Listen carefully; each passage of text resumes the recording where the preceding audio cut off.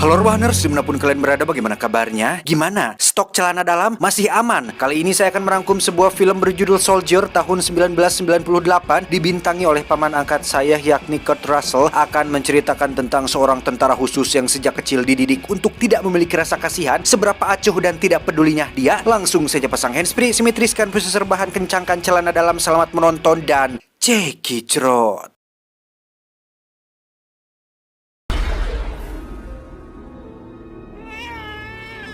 Berlatar pada tahun 1996 ketika beberapa bayi yang baru lahir terpilih untuk mengikuti program pelatihan khusus di mana mereka semua akan dilatih untuk menjadi tentara paling kuat dan tidak memiliki rasa takut.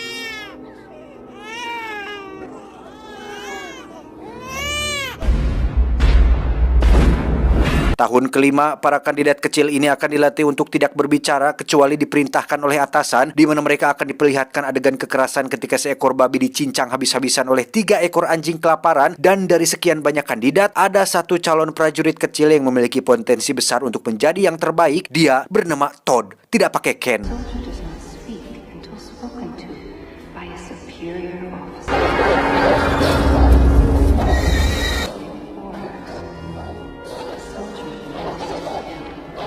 Seiring berjalannya waktu, Todd menunjukkan kecerdasan dan kekuatan fisik melebihi kadet lain, di mana dia menjadi perhatian utama para atasan hingga menjadikannya seorang tentara paling kuat dan tak memiliki rasa simpati sedikit pun.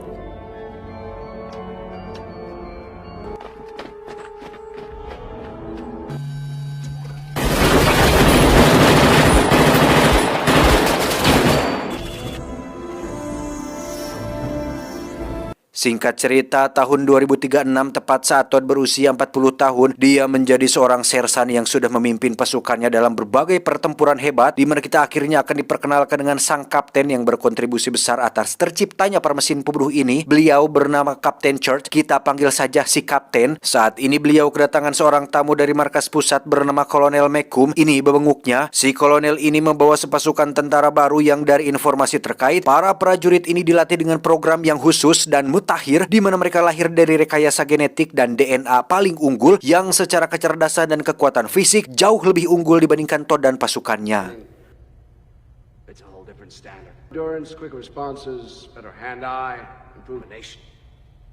They're practically manufactured using DNA profiles.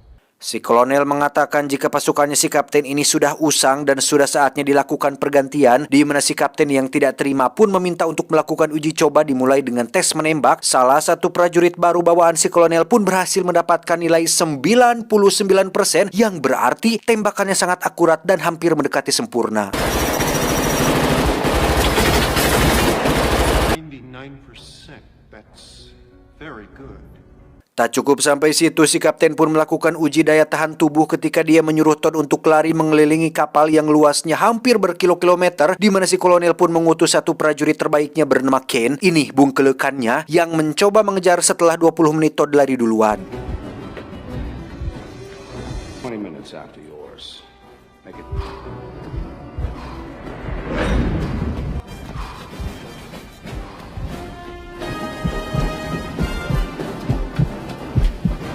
Hasilnya, Ken berhasil mengejar Todd bahkan meninggalkannya jauh sekali di belakang, di mana Todd sendiri terlihat haheho keringetan, sementara Ken nampak biasa saja seolah tidak merasa capek sedikit pun. Tak ingin kalah dari si kolonel, si kapten pun langsung menyuruh Todd naik ke rantai disusul dengan Ken yang diperintahkan untuk naik juga, tetapi dengan kecepatan ganda yang mampu mengejar Todd dengan sangat-sangat mudah. 607 on the double upper chain.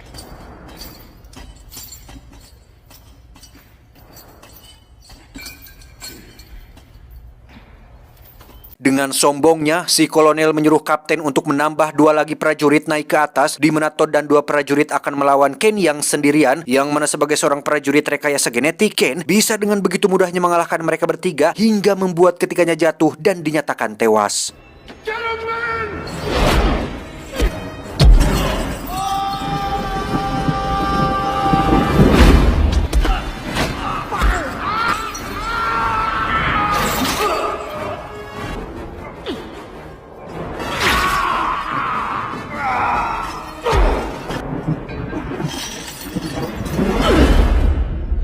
Ken sempat terkena jurus colokan mata yang membuatnya menjadi pecak, di mana si kolonel masih saja memarahinya karena mengalami luka serius pada matanya sambil mengatakan, "Apa kau tidak tahu berapa biaya dikeluarkan untuk mengembangbiakanmu, dasar care? Kembali ke barisan." Cost to breed you, you big moron.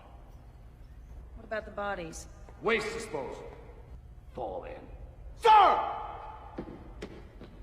Dari sini bisa disimpulkan jika si kolonel adalah tipikal pemimpin yang idealis, arogan, dan kejam, sehingga dengan kekalahannya Todd dan 2 prajurit membuat si kapten tidak memiliki pilihan lain selain mengganti prajurit lamanya dengan prajurit baru dan menjadikan prajurit lamanya hanya sebagai pendukung yang akan berada di belakang layar. Todd was our best man. Your men are obsolete. Todd dan 2 prajurit yang tewas pun dibawa ke dalam pesawat pembuang sampah yang akan dibuang ke planet bernama Arcadia. Setelah dinyatakan tewas, Todd faktanya masih hidup dan hanya mati suri selama beberapa jam, sehingga ketika tersadar, dia sudah di dalam pesawat dan akan terbuang di planet Arcadia penuh rongsokan ini.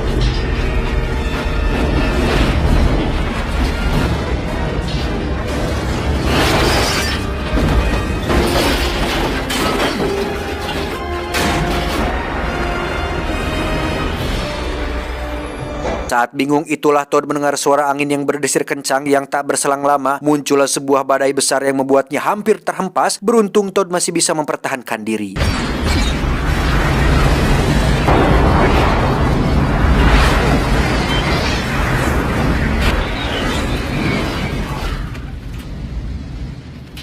Setelah berjalan beberapa kilometer, Todd akhirnya sampai di sebuah tempat yang membuat dia sangat terkejut karena ternyata di planet ini masih ada komunitas manusia yang merupakan orang-orang buangan planet bumi yang terdampar, di mana saat ada badai susulan, Todd pun terhempas dan terjatuh tepat di tengah-tengah mereka semua.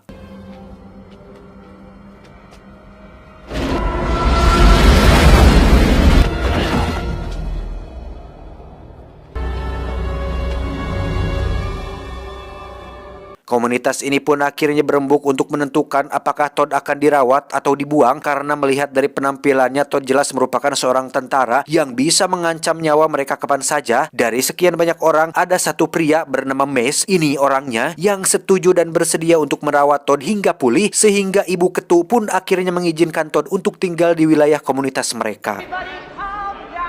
Andra, Mace's wife, is looking after him now. Will you keep an eye on him, Mace? You watch him. Mace sendiri merupakan seorang ayah sekaligus kepala keluarga. Ada Sandra sang istri dan Nathan anak tunggalnya. Ketika mereka bertiga sedang berkumpul dan hari bersama, muncullah Todd yang sudah siuman, di mana sejak film ini dimulai, Todd hanya mengeluarkan sepatah 2 patah kata, tidak banyak, yang akibat program pelatihannya, Todd terbiasa diam sebelum atasan memerintahkannya untuk berbicara, sehingga aktor yang bernama asli Kurt Russell ini pun cukup enak dan gampang dalam menjalani syutingnya karena tidak perlu menghafal dialog terlalu banyak. We're sorry if we woke you. Excuse me. It's to help you walk, you see. Isn't it? Like this. Saat jam makan bersama, Todd terlihat makan sangat terwok dan lahap karena terbiasa melakukan segala sesuatu dengan cepat dan efisien, di mana satu warga yang polontong pun belak-belakan bertanya, "Apakah kau seorang pembelot?" Todd pun menjawab, No, sir. Todd yang dilatih untuk berkata jujur pun menjawab bahwa dirinya telah digantikan dengan prajurit baru, lebih tepatnya prajurit baru yang lebih baik dari dirinya. I was replaced How about it, Sergeant? by a better soldier, sir. Beralih keluar angkasa, kita akan melihat si kolonel dan kapten sedang merencanakan untuk melakukan patroli di sekitaran planet Arcadia untuk melihat apakah ada penambang atau pengungsi ilegal di sana, di mana si kolonel akan menurunkan tentara barunya untuk menyisir planet Arcadia dan membinasakan siapa saja yang ada di planet tersebut. Here. We'll be patrolling the Arcadia system. We're going to set up unmanned monitoring stations here. Kembali ke Todd yang sedang bercocok tanam bersama Sandra. Bercocok tanam di sini dalam artian yang sebenarnya, bukan bercocok tanam yang tanda kutip. Untuk pertama kali dalam hidupnya, Todd bisa menjadi seorang manusia biasa dan merasakan bagaimana rasanya menjadi lebih manusiawi seperti kebanyakan umat pada umumnya. Selain itu, Todd juga diajak untuk memungut rongsokan yang masih bisa digunakan untuk kebutuhan sehari-hari.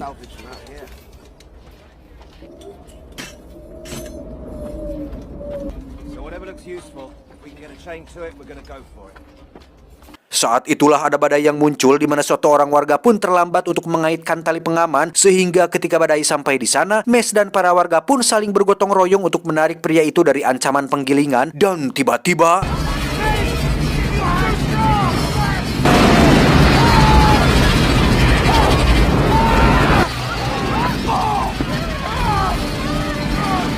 ya, para warga pun terkejut ketika Todd bisa menarik tali itu sendirian, di mana pria yang diselamatkannya pun sangat-sangat berterima kasih atas bantuannya, tetapi Todd yang jarang berbicara dan non-ekspresi pun hanya bisa terdiam tanpa reaksi, yang hal tersebut mulai bisa dimaklumi oleh semua warga yang ada di sana. Thank you.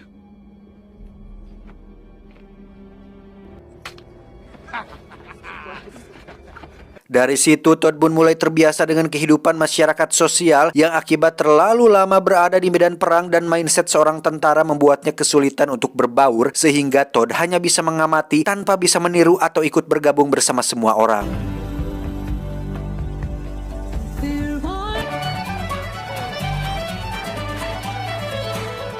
Suatu ketika Todd sedang membantu Sandra memotong wortel, jarinya tak sengaja teriris, yang hal itu tidak dirasakan sama sekali oleh si Todd ini, sehingga Sandra segera mengobati lukanya. Lantas dipeluklah Todd karena saking nyaah, kasihan, dan mirisnya Sandra kepada nasib Todd yang harus menjadi seorang mesin pembunuh.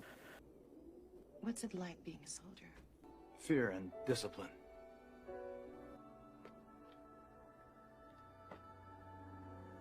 Dalam pelukan hangat sang lawan jenis, Todd mulai merasakan apa yang dinamakan, yang kalau dalam bahasa ilmiahnya disebut ngaceng, di mana tubuhnya bergetar hebat, sehingga Sandra segera melepaskan pelukannya supaya Todd bisa tenang dan tidak risih dengan respon yang diberikannya. Tepat saat malam Natal, para warga pun berpesta dan bersenang-senang, sementara Todd masih tidak bisa memahami apa tujuan dan esensi diadakannya acara tersebut. Keramaian dan kebisingan yang ditimbulkan justru memancing memori Todd untuk kembali terjadi. Teringatnya dengan peperangan, tembakan, erangan, teriakan, membuat Todd memilih untuk menghindar dan melakukan latihan seperti yang biasa dia lakukan di program pelatihan.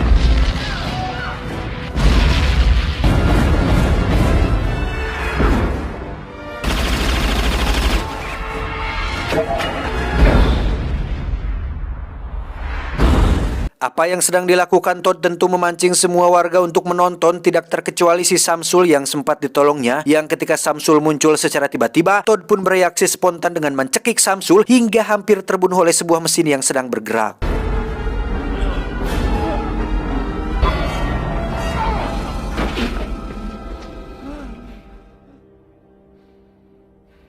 Ketika Todd sedang bermain bersama Nathan, muncullah seekor ular di permukaan tanah, di mana Todd langsung melemparkan sepatu boot supaya Nathan bisa memukulnya dan bisa bertahan menggunakan tangannya sendiri, yang hal itu justru ditanggapi berbeda oleh Sandra yang menganggap jika Todd sudah keterlaluan dan tidak memiliki rasa simpati.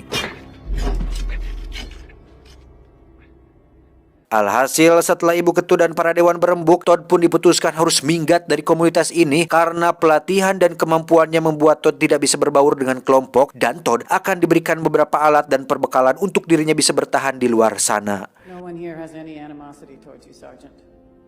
But because of your training, we don't think you'll ever be able to function in a group like this.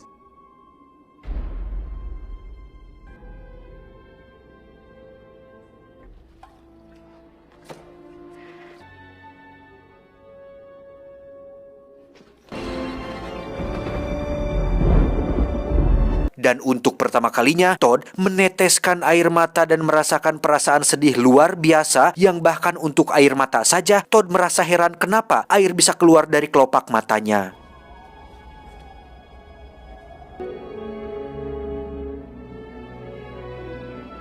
Sementara itu, ketika Sandra dan Mes sedang tidur, muncul seekor ular yang hampir saja menggigit mereka berdua. Beruntung ada Nathan yang langsung menarik dan membunuh ular itu menggunakan sepatu boot, sehingga mereka berdua akhirnya sadar apa yang dilakukan Todd tempo hari merupakan sesuatu yang benar dan mendidik, sehingga Mes memutuskan untuk menjemput Todd supaya bisa kembali tinggal di komunitas ini.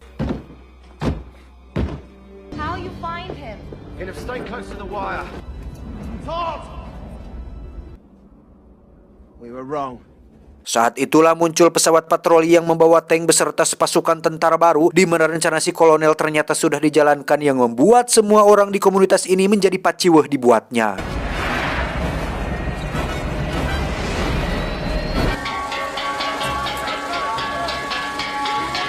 Mace sendiri diminta untuk tetap bersama Todd yang ketika mereka akan bersembunyi, satu tank pun menembakkan meriam yang membuat Mace mengalami luka parah dan diseret ke tempat aman untuk disembunyikan.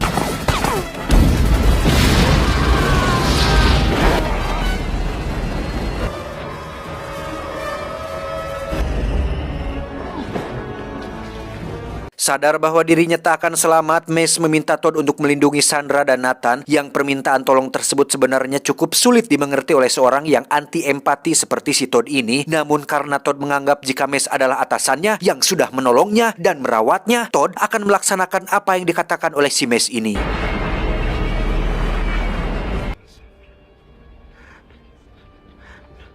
Knife.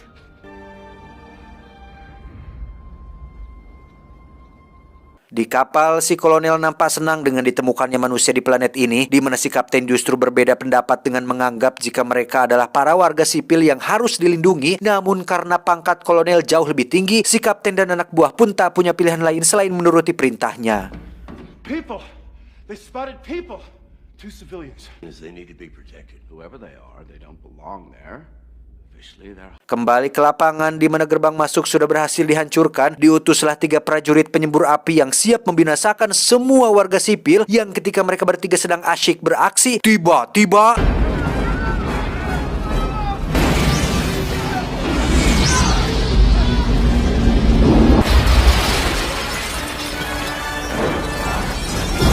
Ya, muncullah Todd yang berhasil melumpuhkan satu prajurit di mana kemampuan dan pengalamannya jelas lebih banyak dibandingkan mereka bertiga, sehingga Todd bisa dengan begitu mudah melumpuhkan 2 sisanya tanpa mendapatkan kesulitan sedikit pun.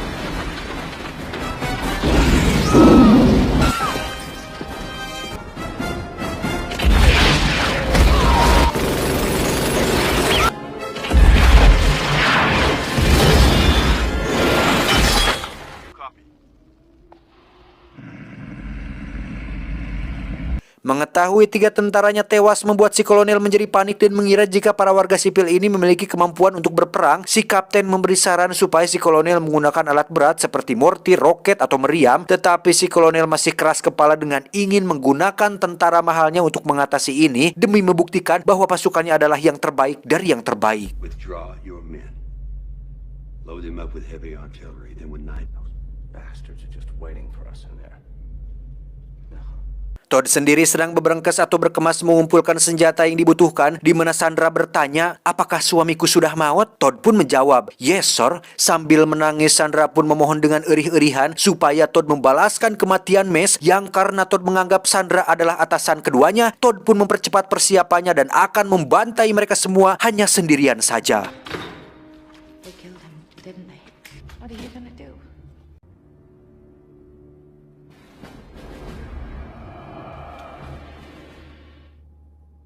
I'm going to kill them all, sir.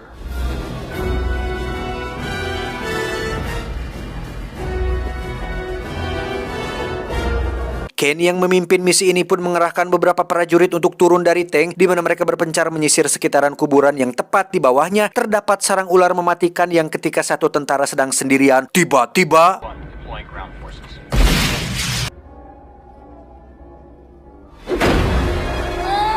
Tak hanya itu, Todd menggunakan taktik dan strategi gerilya yang sangat baik ketika beberapa tentara masuk ke dalam air. Todd berhasil membantai beberapa di antaranya dan membuat tembakan beruntun untuk memancing semua tentara mengarah ke sumber tembakannya.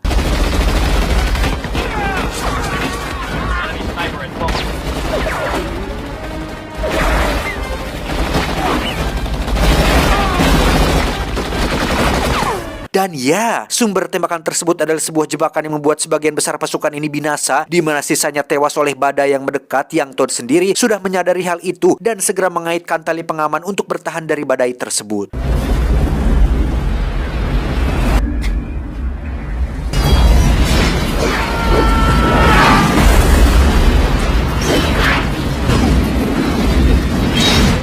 Tersisa 2 tank lagi. Todd berhasil mengsabotase 1 tank dengan cara membantai mereka secara brutal. Tersisa 1 tank yang dikendarai oleh Ken. Todd juga berhasil menghancurkannya dengan cara menabraknya hingga terguling. 2 to 1. You're still on 12 o'clock, correct 9. Collision course with me. Affirmative, team.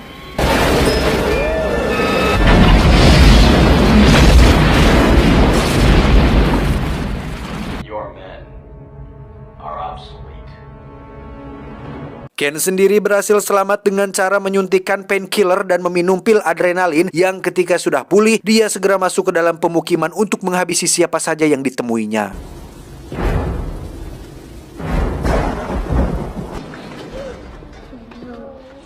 Panik bercampur kesal membuat si kolonel tidak bisa berpikir jernih. Akhirnya dia memutuskan untuk menggunakan bom berdaya ledak tinggi supaya semua orang mati sekaligus menghancurkan apapun yang ada di wilayah ini.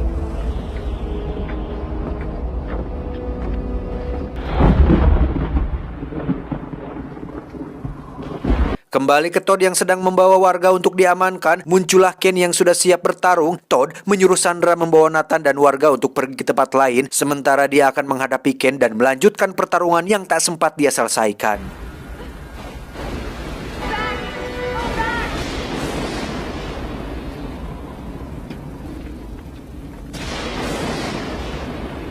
Secara usia dan kemampuan, Ken jelas jauh lebih unggul, tetapi dari pengalaman dan kecerdasan, Todd masih jauh lebih baik, yang meski dirinya dihajar habis-habisan, Todd tidak menunjukkan ekspresi lebay sedikit pun dan masih tetap bangkit dari setiap serangan yang Ken berikan.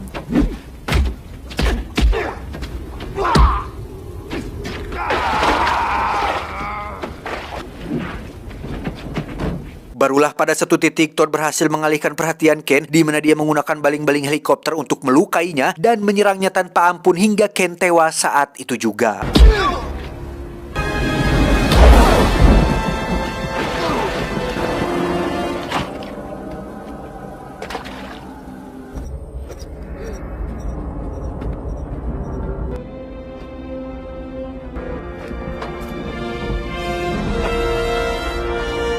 Setelah bomnya diaktifkan, si kolonel langsung menyuruh si kapten untuk segera pergi meninggalkan planet ini. Tetapi karena tentaranya masih berada di luar, si kapten pun menolak perintahnya dan justru harus mati ditembak oleh si kolonel yang jahat ini. Give Riley and his men 7 more minutes. Fuck him. Let's just go. Walk away from me, sniveling West Point pieces. Take the helm, Lieutenant Sloan. Let's launch this thing. Akibat tindakan kejamnya, si kolonel dan 2 anak buah pun berencana untuk dibuang dari kapal, yang pada saat bersamaan muncullah Todd yang baru masuk, di mana si kolonel memohon ampun sambil menyek-menyek supaya dikasihani. Tetapi karena Todd tidak memiliki rasa kasihan dan hanya mematuhi perintah atasan, Todd pun membiarkan prajuritnya untuk membuang si kolonel keluar dari kapal ini.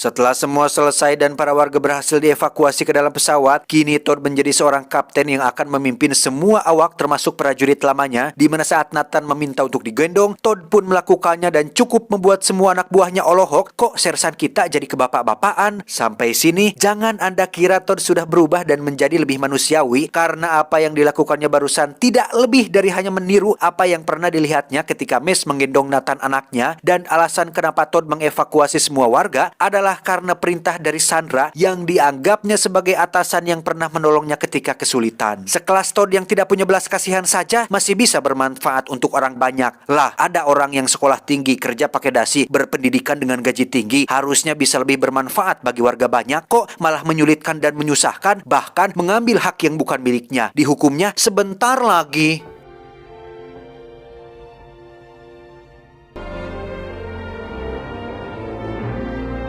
Tamat, ending yang cukup mengetodkan. Pesan yang bisa kita ambil dari film ini adalah terkadang untuk menjadi manusia baik tidak perlu sekolah lama, cukup hidup di lingkungan sosial yang baik dan Anda bisa bermanfaat bagi sesama. Saya John mewakili direksi yang bertugas mengucapkan terima kasih dan sampai jumpa di video selanjutnya. Adios, kentut nyaring Ratu Serigala. Au, au, au.